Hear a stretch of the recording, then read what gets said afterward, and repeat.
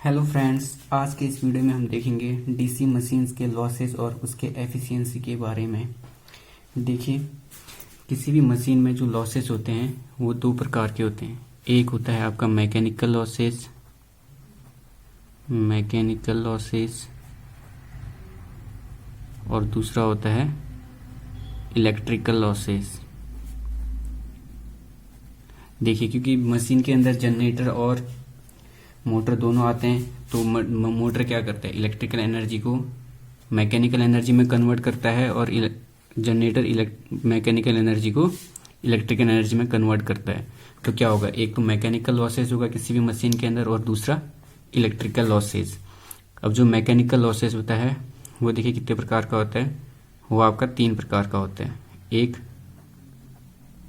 Friction losses, और दूसरा है आपका विंडेज लॉसेस, और तीसरा है स्ट्रे लॉसेस। अब फ्रिक्शन लॉसेस क्या होता है, जब हम किसी भी रोटर को मूव कराते हैं तो क्या होगा, शाफ्ट के अंदर जो शाफ्ट के साथ जो वो मूव करता है तो उन दोनों के बीच फ्रिक्शन के कारण जो लॉसेस होता है उसे हम फ्रिक्शन लॉसेस कहते हैं। और विंडेज लॉसेस, जब आर्मेचर मूव कर रहा होता है रोटर, तो उसके और एयर के बीच जो फ्रिक्शन होता है उसके कारण जो लॉसेस होता है उसे हम विंडेज लॉसेस कहते हैं।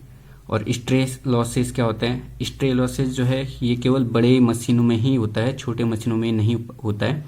स्ट्रे लॉसेस जब हम किसी लोड को चेंज करते हैं या फिर हम मैकेनिकल एनर्जी को इलेक्ट्रिकल एनर्जी में कन्वर्ट करते समय या लोड चेंज करते वक्त जो लॉसेस होता है उसे हम स्ट्रे लॉसेस कहते हैं।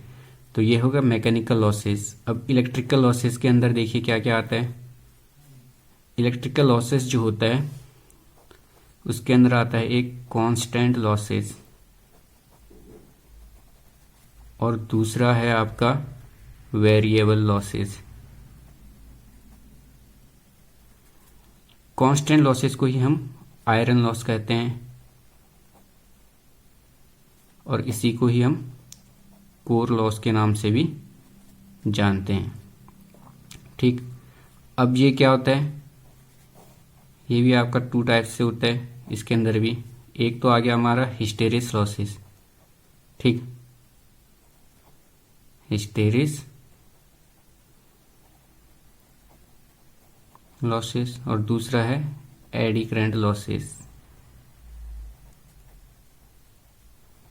एडी करंट लॉसेस यानी कि एक तो हो गया हिस्टेरिस लॉसेस और दूसरा एडी करंट लॉसेस। अब वेरिएबल लॉसेस देखिए क्या होता है, मैं इसको इधर लिख देता हूं।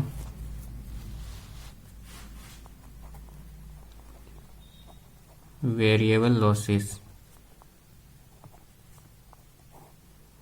वेरिएबल लॉसेस को ही हम कॉपर लॉस कहते हैं, कॉपर लॉसेस। इसी को हम I²R लॉसेस भी कहते हैं। अब देखिए, आर्मेचर रोटर के अंदर क्या होता है, जब हम करंट बढ़ाते हैं या फिर जो रेजिस्टेंस लगाता है उसके कारण जो लॉसेस होता है उसे हम I²R लॉसेस कहते हैं, कॉपर लॉसेस। और इसके अंदर देखिए कितने प्रकार के लॉसेस आते हैं। एक तो आ गया हमारा I²RA यानी कि जो करंट है और जो आर्मेचर रेजिस्टेंस है, ठीक है, आर्मेचर रेजिस्टेंस के कारण और इसमें जो बहने वाली करंट है उसके कारण जो लॉसेस है उसके कारण। दूसरा हो गया I²F यानी कि फील्ड रेजिस्टेंस,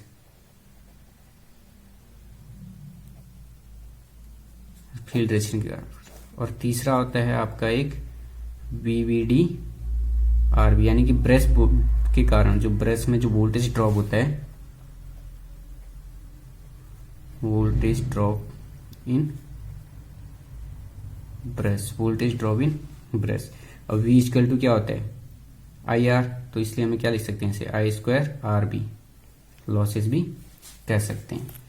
यानी कि ये हमारे जो किसी भी मशीन के अंदर जो लॉसेस होता है, एक तो होता है इलेक्ट्रिकल लॉसेस, दूसरा मैकेनिकल लॉसेस। मैंने दोनों आपको अच्छे से समझा दिया है। आई होप कि आपको ये समझ में आया होगा। दोस्तों देखिए, जो लॉसेस है इसके 1 या 2 क्वेश्चन जरूर आते हैं कंपटीशन एग्जाम में, तो इसलिए आपको ये अच्छे से समझना है कि मैकेनिकल लॉसेस क्या होता है और इलेक्ट्रिकल लॉसेस क्या होता है। अब इसके बाद आता है एफिशिएंसी। एफिशिएंसी क्या होती है? एफिशिएंसी को हम ईटा से नोट करते हैं। किसी भी मशीन की जो एफिशिएंसी है वो हम कैसे निकालते हैं? जो भी हमारा आउटपुट होता है, आउटपुट पावर अपॉन जो भी हमारा इनपुट पावर होता है, उनके बीच जो रिलेशन है उसी को ही हम एफिशिएंसी कहते हैं। आउटपुट अपॉन इनपुट को ही एफिशिएंसी कहते हैं। अब इसका जो न्यूमेरिकल है वो हम कल करेंगे नेक्स्ट वीडियो में, तो आपको अच्छे से समझ आ जाएगा और ये कैसे इसको ड्राइव करते हैं, कैसे इसको निकालते हैं। तो इसके लिए आप नेक्स्ट वीडियो में देखेंगे। देखिए दोस्तों, जो ट्रांसफार्मर है, ट्रांसफार्मर में मैकेनिकल लॉसेस जो है नहीं होता है। क्यों? क्योंकि उसमें कोई भी रोटेशन पार्ट नहीं होता है, क्योंकि वो एक स्टैटिक डिवाइस है। इसलिए जो ट्रांसफार्मर जो है में जो मैकेनिकल लॉसेज जो बहुत कम होता है, इसीलिए उसकी जो एफिशिएंसी है वो बहुत ज़्यादा होती है। ठीक है, तो आज के लिए इतना ही।